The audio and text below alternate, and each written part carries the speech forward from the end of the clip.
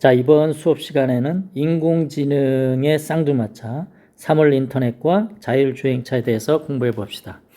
자, 이제 앞으로 인공지능이 이제 발달하면 이제 사물 인터넷, 자율주행차 기술이 이제 당연히 이제 발달하겠죠. 그 과정을 잘 살펴보고요. 이 두 가지 기술의 핵심은 이제 연결되어 있다 이거죠. 초연결 사회에서 이제 앞으로 여러분이 살아가야 되는데 여러분의 진로와 연관시켜서 생각해 봅시다. 자, 먼저 자율주행차에 대해서 공부해 봅시다. 자, 영어로는 이렇게 됩니다. autonomous car 혹은 vehicle 이렇게 됩니다. 자, 자율주행차가 달리는 양재대로, 우리 동북고등학교는 이제 양재대로 1340 대로에 있죠. 분명히 이제 우리 학교 앞으로 이제 자율주행차가 이제 돌아다닐 텐데요. 이제 한 4, 5년 뒤에 이제 돌아다니게 돼 있습니다. 그러면 어떤 일들이 벌어질까? 여기 제목에 보면 양재천에 모이는 실업자. 이제 새로운 기술이 등장하면 어떤 새로운 직업도 등장하지만 예전에 사라지는 직업들, 이런 것들이 있습니다. 이런 것을 알고 있어야 여러분의 진로를 잘 개척하겠죠. 자, 우리가 한번 고민해 봅시다. 자율주행차 시대가 되면 사람들은 자동차를 구매할 것이냐 혹은 빌려 탈 것인가. 단순하게 생각하면 자율주행차 좋은 거 있으니까 또 구매하겠지라고 생각할 수도 있는데, 잘 생각해 보면 이제 사람들은 자율주행차를 빌려 탈 가능성이 상당히 높습니다.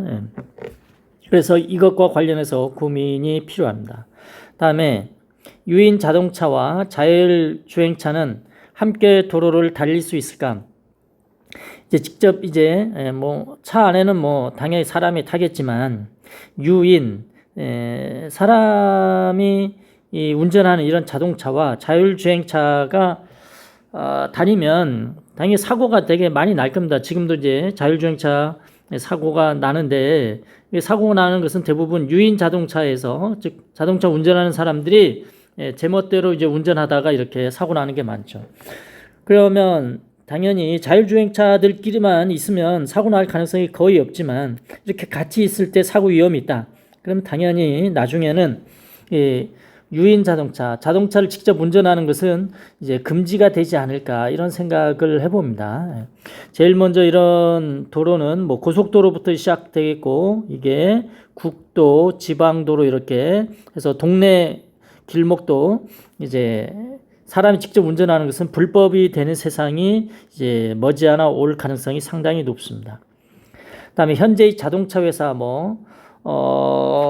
우리나라의 현대자동차나 기아자동차 회사는 이제 IT 회사와 어떻게 협력할 것인가. 예전에는 현대자동차하고 삼성이 전혀 관련이 없는 것으로 알았는데, 요새는 이런 IT 회사 삼성, LG와 이 현대자동차가 이제 협력하는 모습들을 이제 언론에서 많이 확인할 수가 있습니다.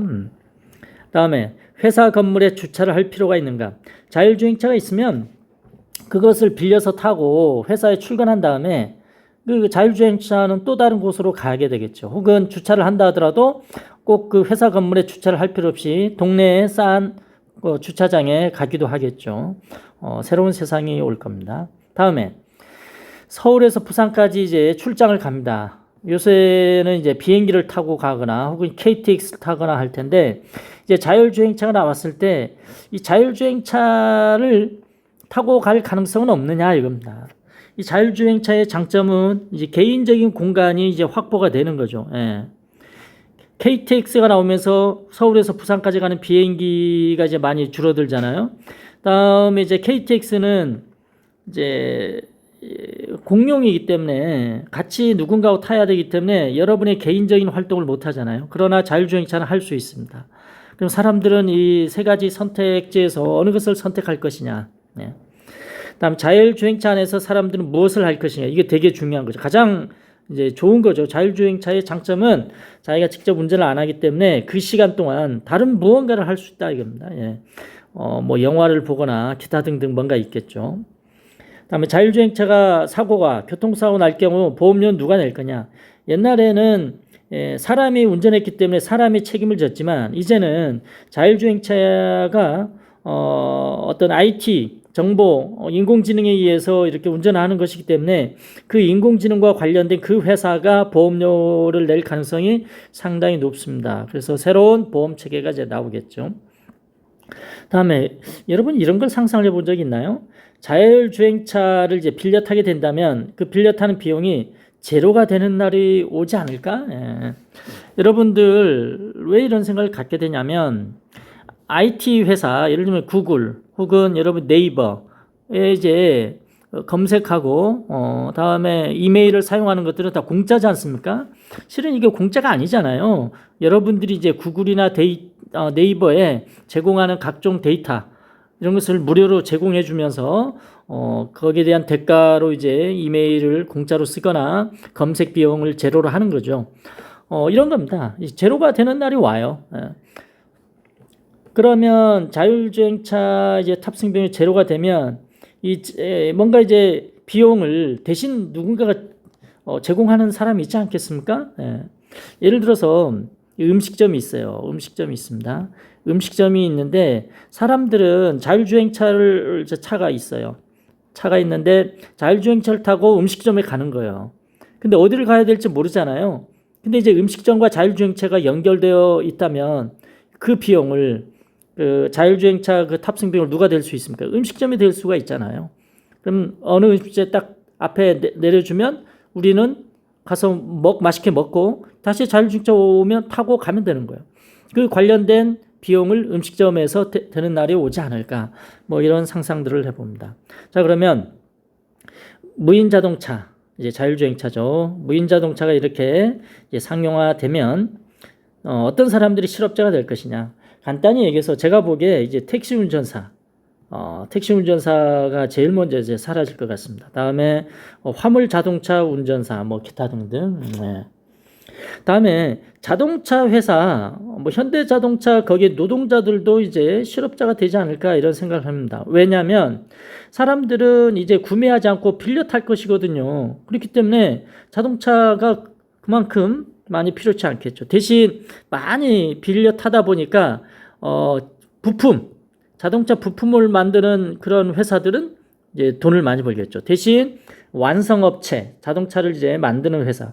그런 만드는 회사는 이제 사람보다 이제 또한 인공지능이 이제 대체할 것이고, 그래서 지금은 울산 현대자동차 이쪽이 노동자들이 잘 산다고 하지만 이제 앞으로는 상당히 이제 위험해질 가능성이 높다 이렇게 생각합니다. 단순하게 뭐 주차 요원들 이런 사람들도 이제 사라질 테고요. 심지어 이제 비행기 조종사도 이제 점점 이제 줄어들지 않겠습니까? 뭐 이런 것들을 생각해 보는 거죠.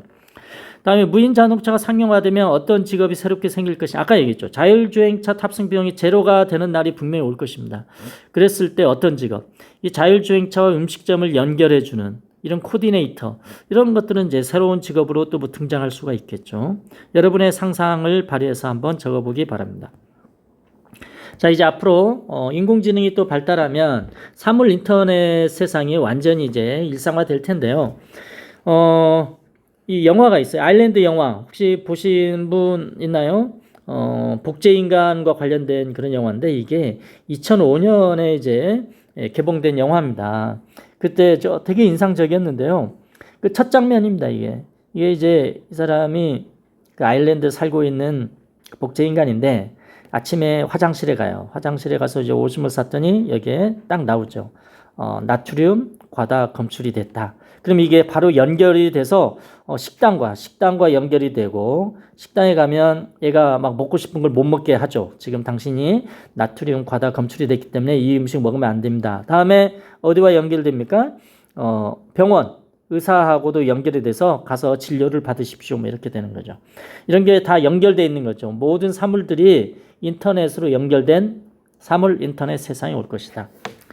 자, 그래서 여러분은 이제 앞으로 이렇게 자 오줌을 싸잖아요. 그럼 다 체크가 돼서 커피 농도도 이제 설정이 되고, 다음에 아침에 일어날 때도 마사지 되고, 피로도 가장 적은 시간에 기상이 되고, 컨디션도 맞게 조명도 이루어지고, 이렇게 나중에 외출도 하고, 직장에도 가고, 그때 이제 자율주행차 타고 가고, 이때 영화 감상도 하고. 뭐 이런 세상이 이제 곧 옵니다. 이제 5년 이내로 이제 본격적으로 이제 시작이 되겠죠. 자, 그러면 여러분들 이런 것들을 상상하고 이제 핵심은 그거예요. 자율주행차든 사물 인터넷이든 이제 연결이 된다 이거죠. 지금도 연결돼 있지만 이제 앞으로는 더 최고의 연결 사회가 될 겁니다. 그럼 여러분의 이제 진로 분야는 어떻게 개척할 것이냐? 나는 뭐 경찰이 될 것이다.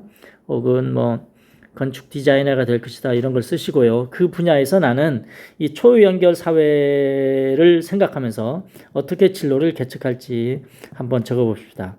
상당히 이제 유연성 있는 어떤 답변들이 나와야 할 거고요. 미래를 대비하는 창의적인 그런 생각들을 한번 잘 적어보기 바랍니다. 오늘 수업은 여기까지입니다.